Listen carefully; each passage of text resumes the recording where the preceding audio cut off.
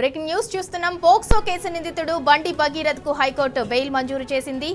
1,00,000 పూచీకత్తుతో బెయిల్ మంజూరు చేసింది. ఇక దర్యాప్తునకు సహకరించాలని బండి భగీరథ్ కు హైకోర్టు ఆదేశాలు జారీ చేసింది. మే 16న పోక్సో కేసులో బండి భగీరథ్ ను పోలీసులు అరెస్ట్ చేశారు. ఇక బండి భగీరథ్ 54 రోజులుగా చెర్లపల్లి జైల్లో రిమాండ్ ఖైదీగా ఉన్నాడు.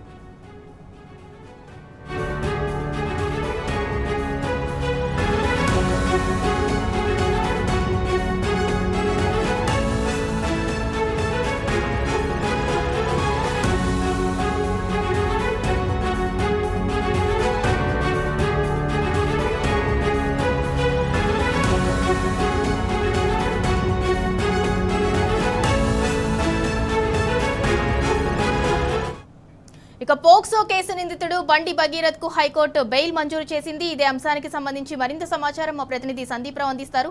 సందీప్ రావు, ఎట్టకేలకు 1,00,000 పూచీకత్తుతో అయితే పోక్సో కేసు నిందితుడు బండి భగీరథ్ కు అయితే బెయిల్ మంజూరు చేసింది హైకోర్టు. దానికి సంబంధించి అప్డేట్ ఏంటి? హైకోర్టు 26వ సింగిల్ బెంచ్ ఇవాళ కొద్దిసేపటి క్రితమే తీర్పు వెల్లడించింది.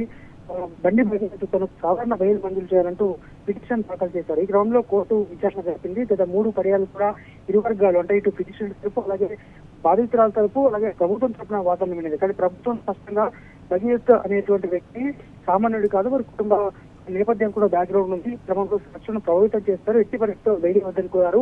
ఇంకా విచారణ కొనసాగుతోంది, ఛార్జ్షీట్ కూడా దాఖలు చేయలేదని ప్రభుత్వం అలాగే పిటిషనర్ తరపు ఎవరైతే బాధితురాల తరపు న్యాయవాదులు చెప్పడం జరిగింది. అయినప్పటికీ కూడా న్యాయస్థానం వీటన్నిటిపైన విన్నది. వాళ్ళ 1,00,000 పూచీకత్తుతో వేయిస్తూ సాక్షులను ఎట్టి పరిస్థితిలో ప్రభావితం చేయద్దు, అలాంటి దృష్టికి వస్తే మాత్రం తీవ్ర పరిణామాలు ఉంటట్టు హెచ్చరిస్తూ సాధారణ వేలైతే ఇవాళ మంజూరు చేసింది. మరి రేపు విడుదలయ్యే అవకాశం ఉంది. మొత్తానికైతే పోక్సో కేసులో నిలిచిగా ఉన్న భగీరథ్ కు ఇప్పటికే ఛార్జ్షీట్ దాఖలు కాకముందే ఈ విధంగా బెయిల్ మంజూరు చేయడం, మొత్తంగా అయితే బెయిల్ అయితే మంజూరు చేసింది హైకోర్టు. 26వ చేస్తూ కొద్దిసేపటి క్రితమే ఉత్తర్వులు ఇచ్చారు. సింధూరా, సందీప్ రావు, అంటే మొదటి నుంచి కూడా బాధితురాలు కావచ్చు, బాధితురాలు కుటుంబ సభ్యులు, వాళ్ళ లాయర్స్ కావచ్చు ఒకటే వాదిస్తున్నారు.